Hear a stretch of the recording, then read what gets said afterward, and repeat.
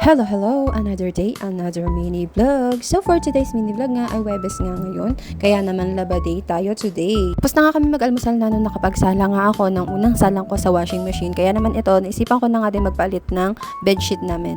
Dahil nga Webes nga ngayon at laba day ko nga, inaisipan ko na nga din laban yung bedsheet namin. Para maisabay ko na nga din saan nilalabhan ko today. At ayun nga, syempre as usual, habang nagpapalit nga ako dito ng punda at bedsheet, ay may nangungulit ng bata sa paligid ko. At ayun nga, nagtatanggal na nga ako ng mga punda dyan. At ito nga si Kiel ay tinitingnan yung mga unan, itinabi ko nga yan at eto, tinanggal ko na nga yung bedsheet namin at papalitan ko na nga din yan. Pinagpagan ko nga lang pala saglit yung aming kama at eto nga inilagay ko na yung bagong bedsheet namin. Eto nga pala yung napili kong bedsheet kasi no choice naman kasi kukunti lang naman ang bedsheets namin.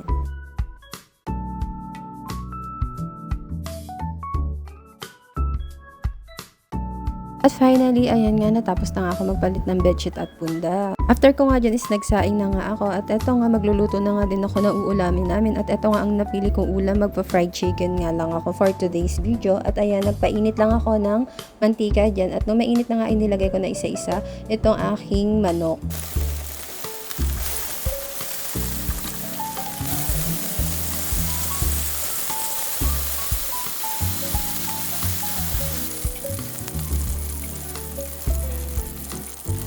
And after ilang minutes nga lang ay naluto na nga ang aking fried chicken. Ayan. After ko nga magluto dyan ay naligo na nga din kami. Pinaliguan ko na tong dalawa at syempre sumabay na nga din ako. And after nga nun is niready ko na nga yung kakainin nila. At ayan nga, naready ko na yung kakainin nila.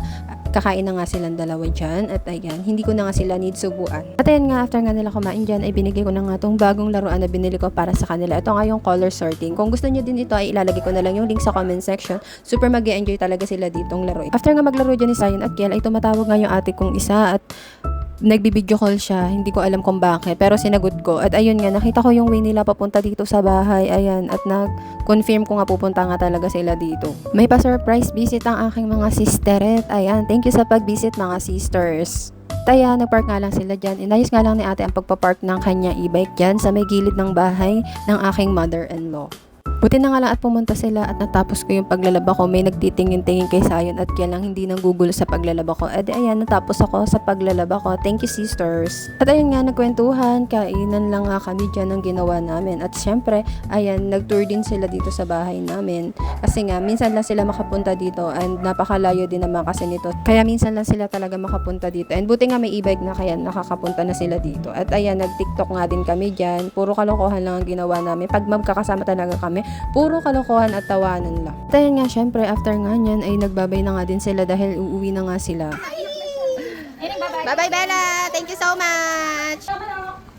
Bella, bye-bye! Bye-bye! Bye-bye! Ingat kayo!